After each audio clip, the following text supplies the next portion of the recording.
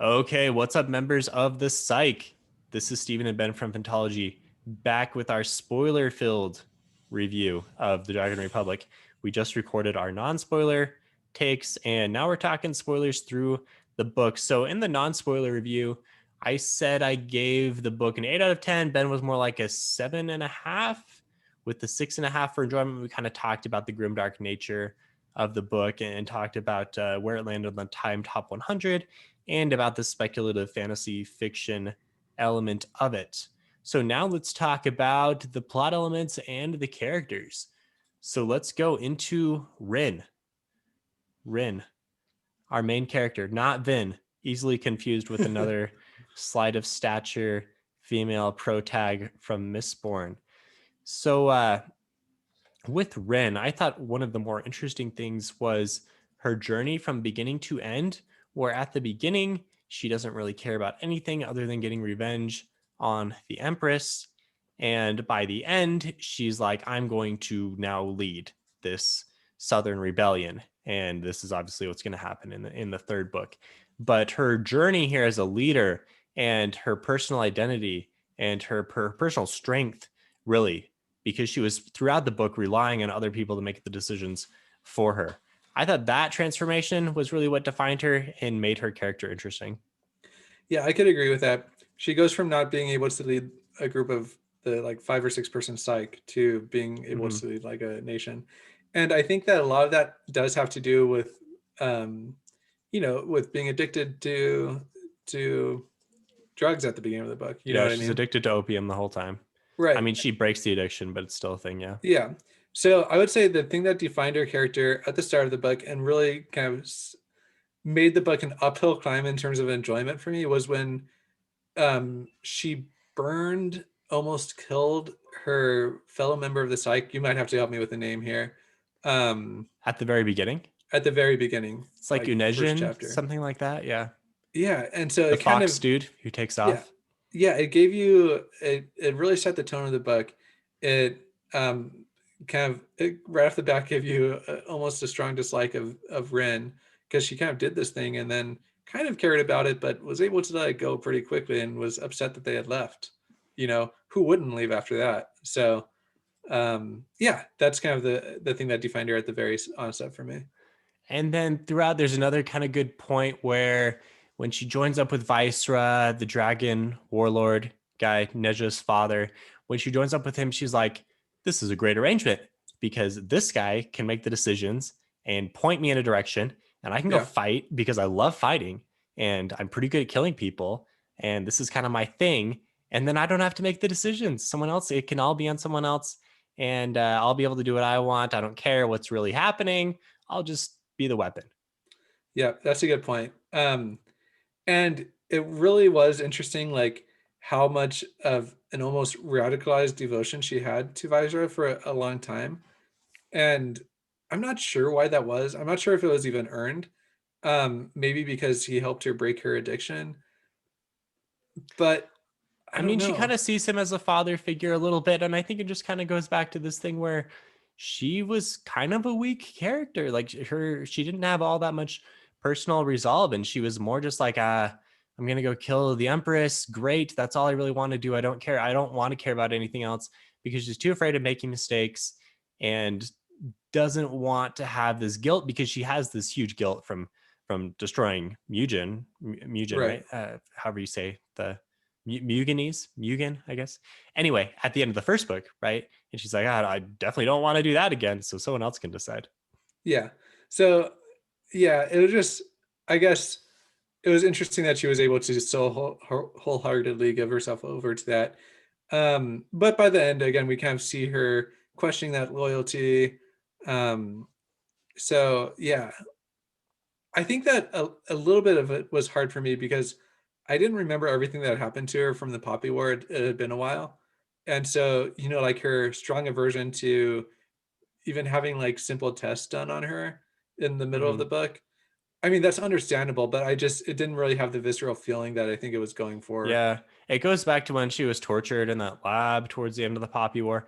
But I'm kind of with you. I didn't remember exactly the Yeah. horrors of that, so I Yeah. just kind of accepted it. Yeah. I'm like, there's a difference between somebody like holding you down and torturing you to do tests on you versus like Hmm. measuring your skull, with a Yeah. measuring tape. You but know what but I it mean? it kind of connected to this conversation she had with the gray company guy. I don't remember his name. The younger kid who was kind of nice to her, and he was like, well, I'm gonna bow to you guys because I've read in the books that this is what you guys like to do, and I know you guys are inferior to us, like you're an inferior race, but Yeah. I'm gonna try to be nice because we can still be nice as the Hesperians. And just this overt terrible racism, and Oh it yeah. kind of goes back to that, the same feelings that she's having being tested on.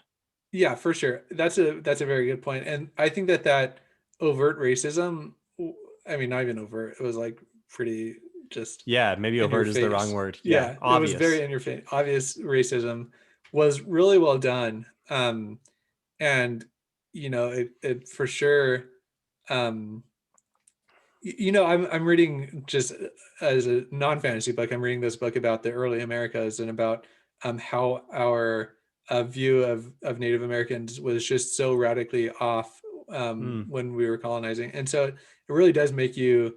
It's kind of like another look at how just terrible like Europeans were with the racism, um, and so I appreciate the book for kind of pointing that out. So that was good. It's interesting too because there's layers of racism in the book. There's the racism against Rin's province, against Rooster province, because they're darker skinned and seen as total Mhm. backwater people. And she had this problem when she was going to Sinagard in the Poppy War, where she was speaking the wrong dialect and everything. So there's the racism within Nikara, and then there's the racism against the Mugen people, and then the Asperians come in, and then there's the whole North versus South thing.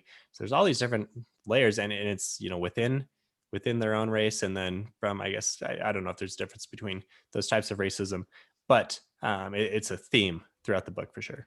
Yeah, for sure, and yeah, that was also striking when Rin was kind of going back into those war camps um, and couldn't even stand the sight of the people that she grew up with, you know what I mean? Hmm. That was when I think it cemented my dislike of her, right? Like, when she didn't even care about her younger brother, where that was kind of like her one tie to humanity throughout the book. Yeah. So right, we both said we didn't like her. She's an interesting character, but she's really not likable. And the reason, the thing that I can point to the most, that's a good point with the war camps, and with Kasegi, her brother, and with everyone else in the Rooster province that she doesn't like anymore, or she's kind of racist against. But the thing that kind of put me over the edge was she has like no ability to empathize for Neja when Yeah, he is talking about this, the dragon that has possessed him, and the pain he feels, and being a shaman or not a shaman or whatever he is, kind of in between. Rin is like, suck it up, you're yeah, terrible. And I don't understand that because she has experienced the same exact thing. She should be able to empathize with him. And yeah, I get it. Like they have a different background, and the stakes aren't quite the same for both of them, but they've gone through a shared experience, and it's a pretty terrible shared experience. So I don't understand why she's not able to empathize with this guy, especially since she has romantic feelings for him and they have strong ties to each other. Did not understand that at all. And it honestly makes me think she's kind of a psychopath because she's unable to empathize. yeah. I could agree with that. That was super interesting, especially considering that this involved like the death of his brother, right? Like, Right. yeah. So that's crazy. So Ren is supposed to be Mao, or there's some ties to her being Mao. Like we talked about this in the non-spoiler. It's not a one-to-one thing. But I did some lookings into some research into Mao's history. Obviously, Chairman Mao, Chinese Yeah. figure, killed millions of people, did a lot for China, very controversial figure. And RF Kuang has said she's like not supposed to be exactly Mao. But I did want to read this little bit from a review that she retweeted and said was the best review or the best representation of what Mao was. So it says, in contemporary China, the legend of Mao, who died in 1976, takes a number of forms. He is at once the benevolent father, the austere teacher, and the deranged dictator. The true Mao, the true Mao may be unknowable, We will never fully understand his motivations or goals. And yet, what if we did grasp the psyche of an infamous leader? This is the question at the heart of the series, not to absolve, but to understand. Like Mao, Rin is power hungry and motivated by revenge, and yet she remains largely sympathetic. Yeah, questionable. Her Yeah. wants are human wants, and her suffering and misguided beliefs only serve to empathize her humanity. What is at once tragic and yet compelling about the trilogy is that Rin's path to destruction is not due to some inherent wickedness. Instead, she could be any one of us. Interesting. I don't know. What do you think of that? Yeah, so again, I'm with you. I don't know how much of a sympathetic character it was, but definitely, like I said, when you posted that to Discord, it reframed the story for me and kind of cast in a new light and made me enjoy it a lot more. Retroactively, even, I was able to say, huh, that whole thing that I just read suddenly took on a lot more meaning. Yeah. So, what do you think's gonna happen in the next book? Like, is she just gonna kill a whole bunch of people? Is she going Mao here? Is she gonna be setting up camps and creating a mass famine and millions are gonna die? I guess we assume that probably is going to happen. Yeah, I don't know, man. I mean, yeah, I don't know. By the end, she's just kind of pushed so far over the edge, especially with like her hand. Like, Oh yeah, yeah, gosh, that was that was probably the most cringy that was moment very of the cringy. book. Oh man, I I don't know if cringy is the word, but I just like felt that pain. oh I felt yeah. like I was her anchor as well as Katai. Yeah. And the fact that it was Katai doing it almost like to her, but also to himself, Yeah. just very, very gross. Oh gosh, yeah. Um, I don't know. Yeah, so I think that she's kind of set up to go full psychopath on everybody in the next book. Do you think she might join up with Daji? And I seems like the Dragon Emperor, who is presumed dead, may come back as well. Yeah. Um, Get back in with the trifecta. She talked about having an army of shamans as well. That was the thing that happened a couple times yeah. in the book. So that would be, I think my main complaint kind of with the book overall is that the psych wasn't more important. Like that was what I was excited for at the end of the Poppy War, was like for this elite, almost like strike team to like be going out and accomplishing like, Yeah, those guys and did nothing. yeah. So Suni and Baji were in like a little bit to provide some humor, and then they died at the end, and you're like, wait, was I supposed to care about those guys? Because yeah. they were kind of fun, but also like I haven't seen them for hundreds of pages. Yeah, I mean yeah, what was the kid's name who did like a suicide bomb at the end? Ramza, Yeah. He was like my favorite character that I I can't liked even him. remember the name He of. he he was in enough of it. Suni and Baji weren't in enough for me to care Yeah. about. I did care about Ramza dying. Yeah, that was tough. It was especially tough because like no, I would rather you live than Ren escape right now. you know. Right. So What yeah, I about don't know. Neja? Did you care about Neja? Yes and no. I don't know. I had a hard time getting into any of the characters, honestly. So Were like you if I'm compelled like by like the romance that might have been happening? um no, because I didn't want anybody to end up with Ren. like Like, no, please, yeah, terrible. like Hard that would pass. be a Swipe very left. Swipe left. yeah, very toxic relationship to be in at that point. So I don't uh, know. What about you? yeah, I'm with you. I'm glad that they are not together. What about the betrayal? Because so Neja betrays her at the end. Like, was that super obvious that that was going to happen? I feel like it was. At the same time, I kind of feel bad for Neja a little bit. Like, this dude has his hands tied as much as any of the other characters. He seems Yeah. like he's a good guy at the core, but I'm guessing events are going to push him into a dark path as well. Yeah, so I think that that's a really tough position to be in. I don't know if I would like say that that's like indicative of his feelings for Ren. I think that's more of like an impossible choice between family and like something that's a little bit more than a crush. But you know what I mean? Like how do you balance that? Yeah. And between like knowing like what's right and wrong. I don't know. He definitely knew what he was doing was wrong, but he was choosing family at that point too. And there's So there's a moment at the end where he's standing on the bridge as they escape and they see him, and he just stands there and watches them go. Could have sounded the alarm. yeah, Venka shoots a couple arrows at him, misses, and he just stands there stoically, and they escape.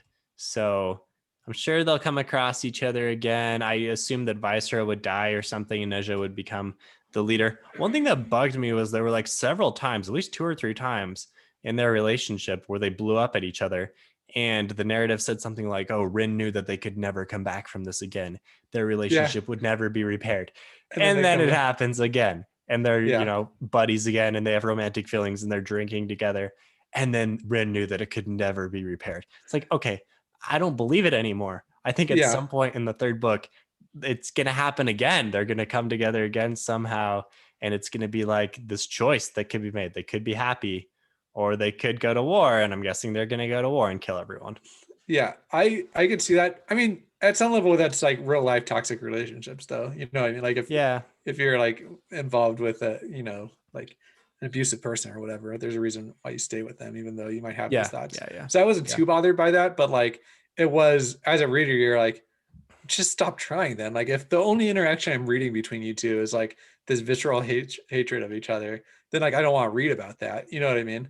So again, I think that like goes up to my whole thing with this book is just because it's it's not enjoyable, but that doesn't mean it's not good. You know what I mean? Like Mm-hmm. Mm-hmm. so yeah. What about Alton? So Alton was her other somewhat of a romantic, maybe just as bad of a relationship.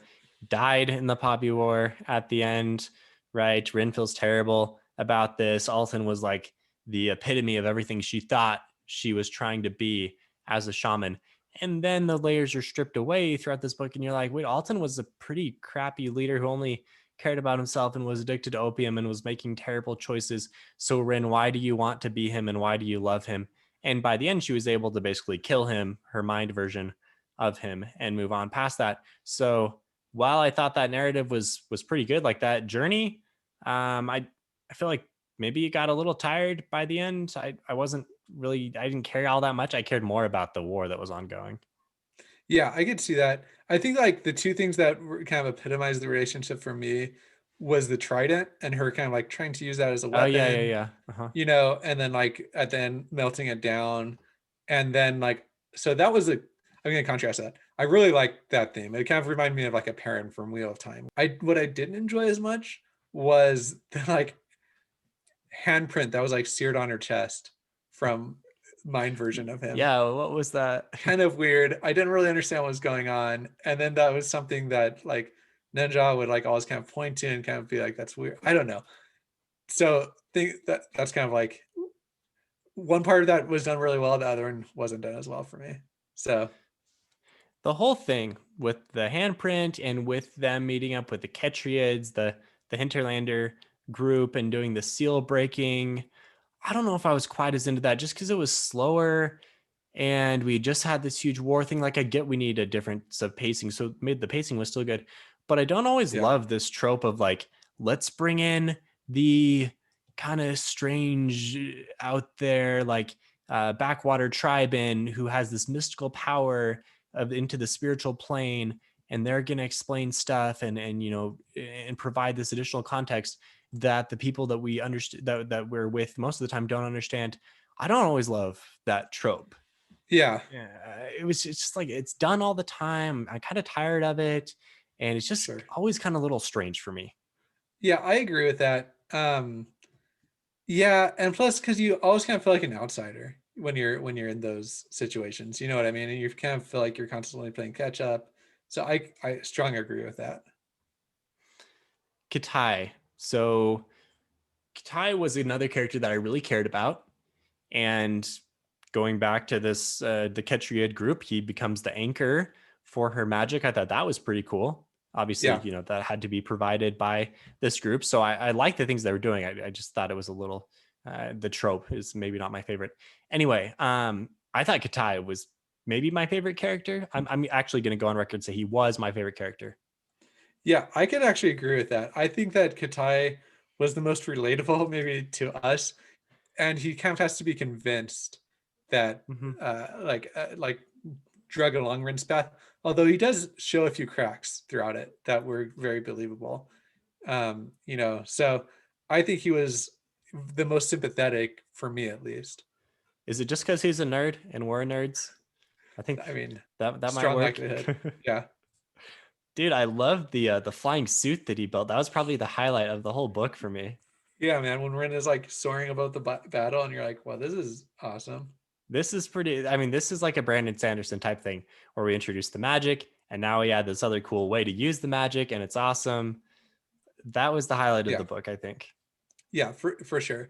It definitely was the only time I was like cheering for Rin, and partially because I was cheering for Katai's success.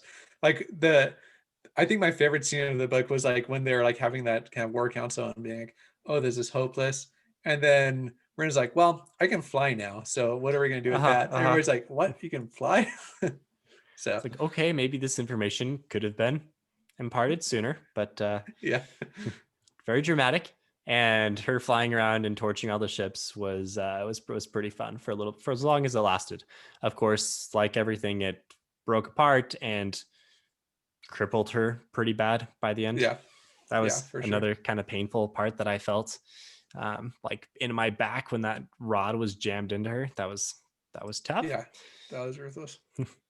Okay, a couple other characters, and then we'll just kind of wrap up with maybe a few highlight events. So, what about the whole thing with the Empress and the Dragon Warlord and Zhang, the Gatekeeper, the Trifecta, the gods, like all that stuff on the spiritual plane? What do you think of the way that I guess the magic in general and the gods and everything? Like, how was that for you? That was a little bit harder to read in part because like I just didn't feel like I was equipped with like the necessary backstory to understand like the importance of all these things that were happening, like with the trifecta and like the reason why they like the queen kind of hated the two others because they like what killed some like somebody that was important to her. I don't know. Yeah, we don't know enough about the backstory of the trifecta. All we know so far is that they were young kids together and they got the magic from the Sorquan Sira and the Ketriids, and then they were able to anchor themselves to each other, which made them super powerful. And then they turned against the Hinterlander people. Like I think we talked about that a little bit. But eventually, then they ruled the land. There's a lot of history kind of in there, maybe a lot of info dumpy type stuff. Although I never really felt like it was too info dumpy. I was always interested in what had happened previously. Yeah, I don't know. Maybe that was um maybe I just wasn't paying enough attention during those parts, but I kind of always would kind of gloss over those. So I just wish the magic was a little more defined. And this is maybe just my personal preference because I always kind of like the harder magic systems. yeah, But when we get into like the firefight versus the Viperous, like hypnosis magic power versus the wind power, it's like I never really have an idea of who might be stronger, who might have the advantage here or there. It's just kind of like whatever the narrative is saying. Like, okay, Ren's going to power up with a super flare of fire that's going to overpower and that's going to make her win, or the Viperous is going to now freeze you because she can do that, but now we're going to break free of that because of reasons. yeah. That's always a little weaker for me, but that's just how some narratives are, I guess. Yeah, exactly. I feel like the point of this book wasn't to develop this like interesting magic system. Like at the root Yeah, of it, this magic system, like by doing opium, you're able to be like certain people are able to be transported to this pantheon of gods, and they can be inhabited by God. Like for that's sure. not an intricate magic system. You know what I mean? That's like it's a narrative, like narratively part of the book, but only as much as it allows it to be like speculative fiction. You know what I mean? So I don't Yep, know, yep. not my favorite part, but I don't know if it detracted much. It just didn't add to the book very much. Do you think as you're talking about that, I had a thought. Do you think in the third book are the Hesperians going to channel the power of their great white maker god, their one god, right? And is that going to be like a god fight versus the 64 pantheon gods versus the Hesperian gods I don't know. I mean, what or was god? what was their whole thing with um their one god like was trying to prevent destruction. It wasn't Yeah, it's destruction. like a chaos. So it was a chaos thing. They called it chaos. Chaos. It's Yeah. almost kind of like his dark materials with dust. Dust is represents like sin in the world, and so they Mm. were observing Rin to see the chaos and trying to stop that because the Maker had put everything in order. But I mean, Rin kind of speculates, wait, maybe there's like different planes of spiritual beings and my pantheon of gods is different from theirs, because she knows, like, she's like, well, whatever you're saying is not true because I've literally seen the gods, but maybe they've Yeah. got something else. Yeah. I thought that was kind of interesting too, kind of how she was willing to be kind of fluid in her belief system and entertain other people's beliefs. That was like a cool mark of Rin's character. Rin, Vin, yeah. Yeah. They're way too similar. Yeah. All right, what are some of your maybe just like some top and bottom moments here? I have a few that I can throw out. Is there anything that we haven't talked about yet that you want to discuss? So how about the failed like assassination in the Autumn Palace against the Yeah. Empress? Kind of how things start up. The whole start was a little slow, but I thought that assassination was interesting. And then they drag Viceroy out of there because Rin is like, no, we got to save this dude because he's the only one who can make the decisions. Yeah. That was kind of the turning point for her and Visor for me, where I thought it might not be as realistic that she was willing to like risk her life after like, like not that like she's not willing to risk her life for like hardly anybody, but she is suddenly for Visra. And like, I don't know, like that whole assassination attempt on its face just kind of seemed pretty weak. Just like get her in there Yeah. under, Like, did we ever think this was going to work? yeah, Yeah. As the reader, we definitely did not think it was going to work. right, right. Like their whole sly method was that they're drugging her enough that they don't think Mm-hmm. she's powerful, but like Mm-hmm. then they just talk for hours, and clearly like that would not be something you would do if you're actually concerned about this person. Yeah. So What about the poisoned water and then in the pig's bladder or something that was delivered down to them, and then the subsequent northern campaign that started? I thought that was where it really picked up for me. yeah, so that is like definitely, you know, like like the atrocities of war kind of hit home, and it also like I don't know, because we had seen the other members of the psych kind of use the water at the end of book one to wreak great havoc, and so like we're Mm-hmm. kind of just seeing different ways that like water, which normally symbolizes like life and vitality, kind of like be corrupted. So that was interesting. And then the campaign afterwards, I thought was pretty interesting, just to follow the group of I don't know, really advanced naval commanders. I guess Jinya was the main one, but as they went up the river, I kind of wish I had a better map with some X's on it to show where battles happened. But I was kind of along for the ride there. And then that lake battle, the disastrous lake battle, I thought was pretty compelling. Yeah, the lake battle was interesting. I mean, at one part you're like pretty happy that that kind of general like was a Ninja's older brother that Neja's brother Jinja. yeah that we like didn't really like. He was kind of like a jerk.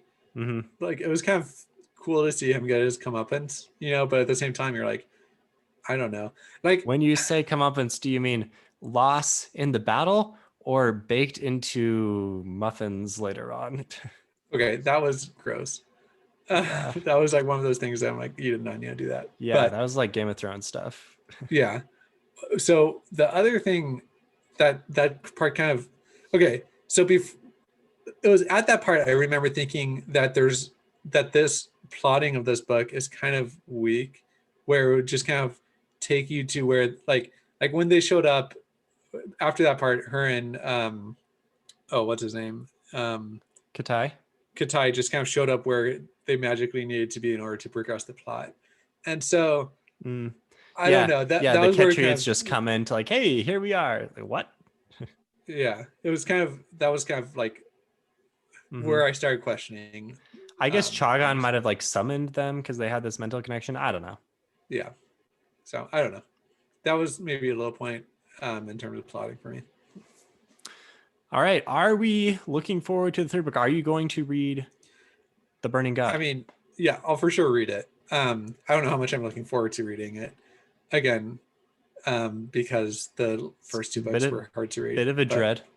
yeah, Yeah, but interesting. I'm really interested to see, where they take it. yeah, where is this going to go? Because we talked about it several different ways ago, from all on God fight to just, Rin destroying all of China, basically, to basically taking China to modern days. I don't know. Yeah, it'll be interesting for sure. Yeah. Okay, let's close out with our worst of the best segment. So Oh Michael gosh. Kramer and Kate Redding are going to read that in now, and Ben is frantically searching for his worst of the best. Okay, All what do right. you go first, Steven? Yeah, I'll go ahead and give you one to get started off. So I like the experience. I thought it was really interesting to have them. I assume they represented more like, the West and maybe Britain specifically, since they were more of the colonizers.